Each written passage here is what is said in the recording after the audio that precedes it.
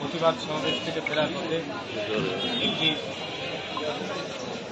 নেককারজনক কর্মকাণ্ড সংগঠিত করেছে। আপনারা জানেন, আমরা দীর্ঘ লড়াই সংগ্রামের মধ্য দিয়ে একটি গণতান্ত্রিক সরকার প্রতিষ্ঠা করবার জন্য আমরা বেশিরভাগ বিরোধী আন্দোলন করে একটি সম্মিলিত প্রতিষ্ঠা ছাত্র জনতার মধ্য দিয়ে এই দেশে স্বৈরাচারের পতন হয়েছে, কিন্তু ষড়যন্ত্র কিন্তু কমে। আজকে যে ঘটনাটাই ঘটছে এটা অনেক বড় একটি ঘটনা।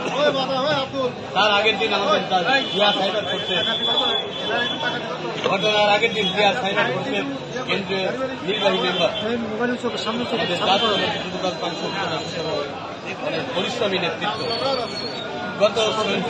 গত আন্দোলনে গুরুত্বপূর্ণ ভূমিকা রয়েছে। আমরা সেরকম একটি ছেলেকেও তারা উঠিয়ে নিয়ে যা হত্যার উদ্দেশ্যে নিয়ে গেছে, এলাকাবাসী উদ্ধার করে। এই ঘটনার প্রেক্ষিতেই আমরা একটি প্রতিবাদ সভা করতে যাই। প্রতিবাদ সভা ফেরার পথে এই ঘটনা তারা এই সন্ত্রাসীরা ঘটিয়েছে।